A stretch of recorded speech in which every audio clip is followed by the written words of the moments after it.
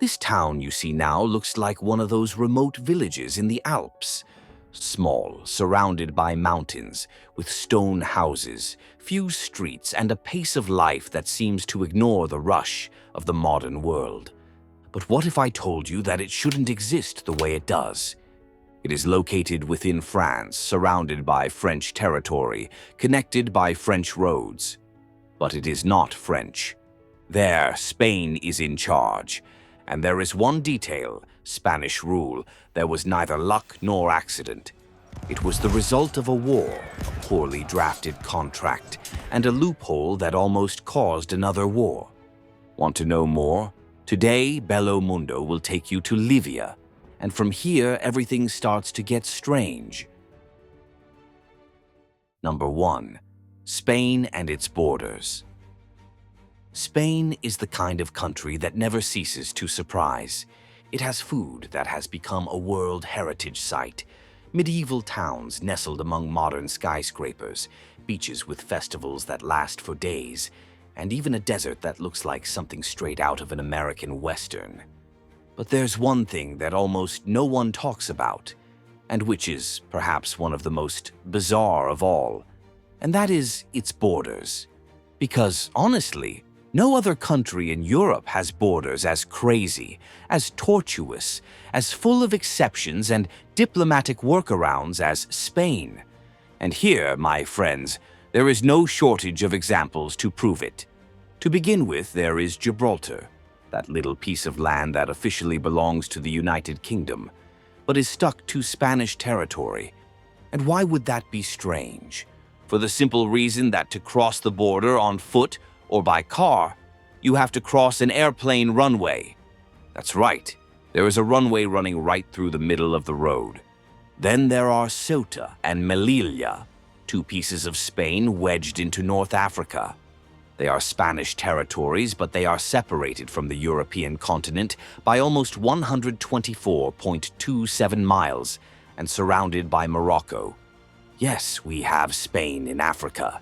As if that weren't enough, between Spain and France there is a place called Faisan Island, which is considered the smallest shared administration territory in the world.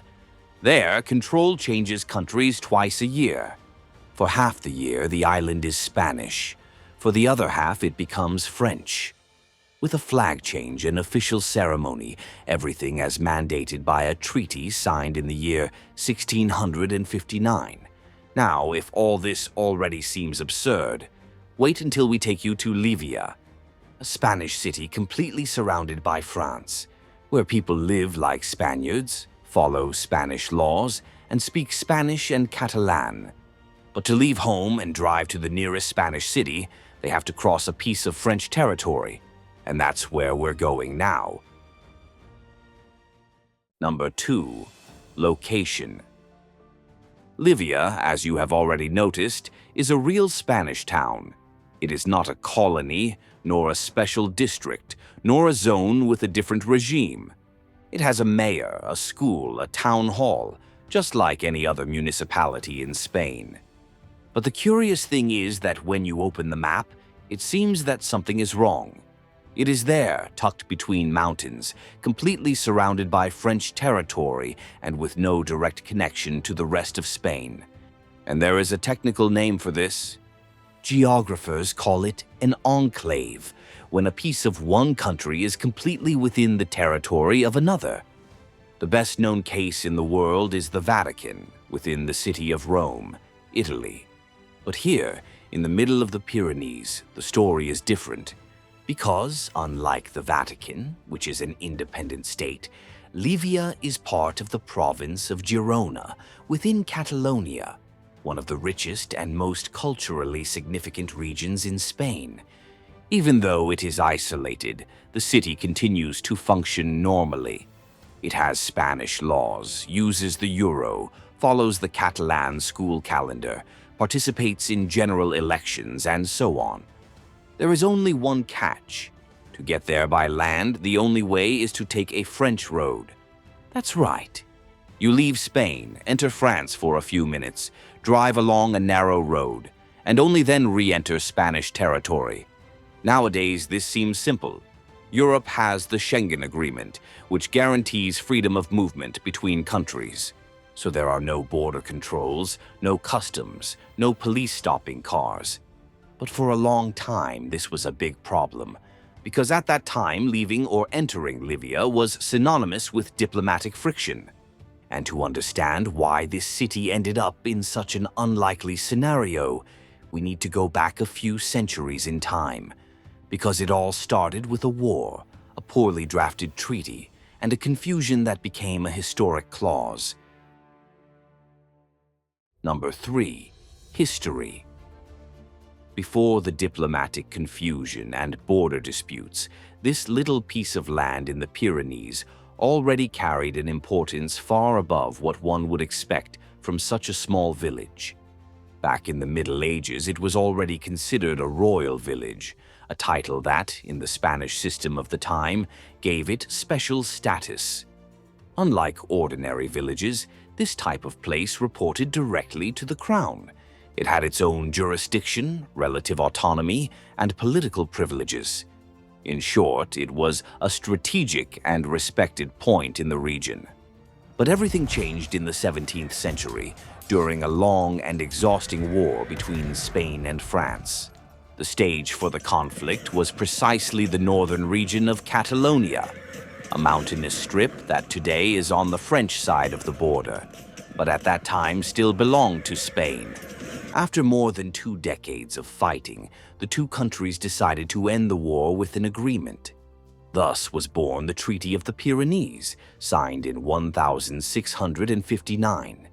In it, the Spanish agreed to hand over dozens of villages in the Roussillon region to French rule in an attempt to end the conflict and preserve the rest of Catalan territory. That's where the loophole came in. The treaty mentioned only villages, leaving out any reference to towns. And it was this detail that the Spanish seized upon. The small town in question was not a simple village. By tradition and royal recognition, it had a higher status, with historical records dating back to the Middle Ages. Spain was quick to react. It claimed that, as it was not included in the treaty clause, that town was not part of the ceded territory, and it won the dispute. All other neighboring localities were handed over to France, except this one. At the time, the episode seemed like nothing more than a footnote in the history books, a curious case, one of those that get lost in time. But time passed, and what seemed like a minor issue became a headache on both sides of the border. Because keeping a piece of your country completely surrounded by another has never been a simple task. Number 4. The Road of Discord. For a long time, this enclave seemed to live isolated in its own little world. A small Spanish town surrounded by French fields, minding its own business without drawing much attention. But this tranquility was not to last forever. As the centuries passed, especially in the 19th century, problems began to arise. The main one was practical.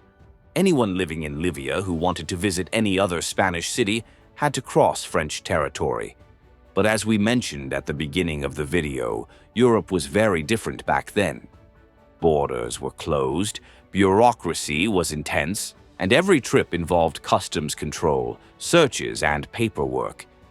It was logistical hell. It was not until 1858 that an attempt was made to resolve the situation.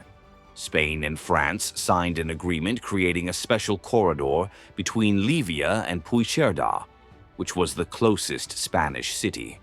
This corridor became known as the Neutral Road. On paper, it was established that this road would be free. No inspectors, no customs, no French police stopping Spanish cars. That little road would be a free movement zone, designed exclusively to connect the isolated town to the rest of the country. But if you thought that would solve everything, you were wrong. Because in the 20th century, the friction began. France began to erect buildings that crossed exactly that neutral road. New streets, urban structures, all invading the agreed-upon stretch. The Spanish government complained, protested, and sent a diplomatic letter. There was even a legal dispute. The tension grew so much that the two countries began to provoke each other with symbolic details. France, for example, tried to set up a school in Llívia, offering classes in French. They said it was to integrate the city with its surroundings, but the Spanish saw it as a direct provocation. The response came quickly. Llivia reinforced the names in Catalan, changed the signs to the Spanish standard, and had a large sign installed at the entrance to the city with the words Llívia es España, Llívia is Spain, which means Llívia is Spain. So there would be no doubt about which side they were on. But it's not just the sign that proclaims that the city is Spanish. This affirmation is spread everywhere, in customs, language, and daily life. Number 5. Day-to-day. Today, Llívia functions like any other small town in Catalonia. But everyday life here is anything but ordinary. To leave the city and go to the supermarket, you have to cross a French road. And yes, the nearest store is technically in another country, but this has become part of the routine. Many people cross the border several times a week without even thinking about how absurd it is. In practice, bilingualism is the rule. Residents speak Catalan in their daily lives, Spanish in bureaucratic matters, and French when they go to the doctor, the police station, or the market. French is not the official language, but it is an indispensable accessory. At school, Catalan is the basis of the curriculum. Then comes Spanish, and French comes in as an auxiliary language. This creates a generation that is born knowing how to deal with 3 systems, 3 cultures, and 3 different ways of explaining the world. This constant transit between 2 countries has generated a coexistence that is half improvised, half natural. People who are born in Spain live in Spain, but vaccinate their children in France, fill up their cars in France, and go to French doctors. However, this has not diminished the Catalan pride that the city carries. On the contrary, it appears strongly in the way the community organizes itself, in its festivals and traditions. Number 6. Customs, festivals, and traditions. The traditions here are entirely Catalan, and they make a point of being so. Every year, the city organizes itself to celebrate the main typical festivals of the region of Catalonia, an autonomous community of Spain with its own cultural, linguistic, and historical identity, which for centuries has maintained a festive calendar different from other Spanish regions. The main one is the Festa Major, a typical celebration of Catalan villages. The festival lasts several days and features live music, traditional food, masses, stalls, traditional dances, and parades of giants, which are huge puppets carried through the streets as part of a medieval tradition. It is a celebration of religious origin, held in honor of the city's patron saint, but it also serves as a reunion for neighbors and families. Everyone gathers in the square, eats together, sings in Catalan, and displays the Catalan flag in their windows. Another important festival is the Romeria de Tossa, a mountain pilgrimage that takes residents to Tossa d'Alp, one of the mountains in the Pyrenees. It is a spiritual event, but also one of identity. The group climbs together, has a picnic, sings traditional songs, and reaffirms their connection to the territory. One of the most important places is the Church of Mare de Déu dels Àngels, the Virgin of the Angels. It is an imposing temple made of stone, with a tower that dominates the landscape, and an elevated courtyard that becomes the stage for processions, masses, and gatherings. More than a religious space, this church is like an anchor point. It is there that local faith is expressed. It is there that the community gathers. It is there that the link between everyday life and Catalan history is reinforced. Another symbol that attracts curious visitors from outside, but which has enormous significance for the people of Llívia, is the oldest pharmacy in Europe. For centuries, it functioned as a center of care, with handmade formulas, glass bottles, medicinal herbs, and dark wood furniture. Today, it has become a museum. But it is not just a beautiful museum. It is a material record of how local knowledge has stood the test of time. Each label on the bottles, each scale, each numbered drawer carries the memory of a time when knowledge was passed from person to person, from neighbor to neighbor, without relying on distant urban centers. In the upper part of the city, the ruins of the old castle of Llívia are still there. Little remains of the building, but the presence of the structure reminds us that there was once a fortress there, a strategic point in medieval times. Today, what remains serves as a viewpoint and a memory. Those who climb there can see the city from above, the Pyrenees around it, and in the background, the invisible line of the French border. The architecture is also distinctly Spanish in style, with cobblestone streets, wrought iron balconies, and squares with Catalan-style fountains. Even though on the other side of the border you can see French lampposts or French government signs, in Llívia everything breathes Spain.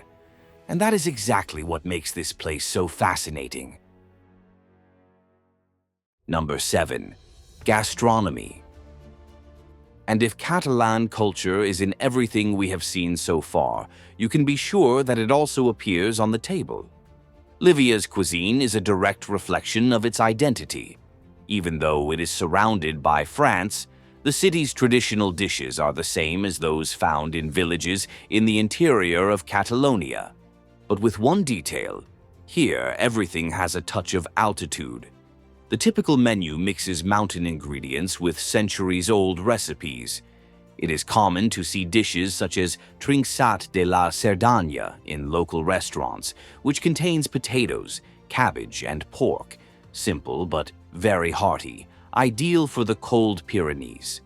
Another classic is escudella y carn d'olla, a Catalan stew full of vegetables, meats, and sausages, served on holidays or during the coldest times of the year. There are also embotits, which are artisanal sausages cured in the dry climate of the mountains. And the most famous in the region is fuet, a type of thin, lightly seasoned salami that goes well with a piece of rustic bread and a sip of wine. In fact, wine is a must. Although not a classic wine-growing area, Llívia is surrounded by the vineyards of Catalonia, and the custom of pairing dishes with local wines remains strong. Finally, desserts also have their place.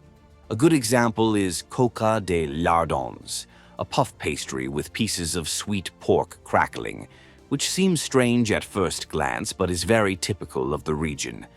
And the most curious thing, although all of this has a Catalan flavor, the ingredients often come from France.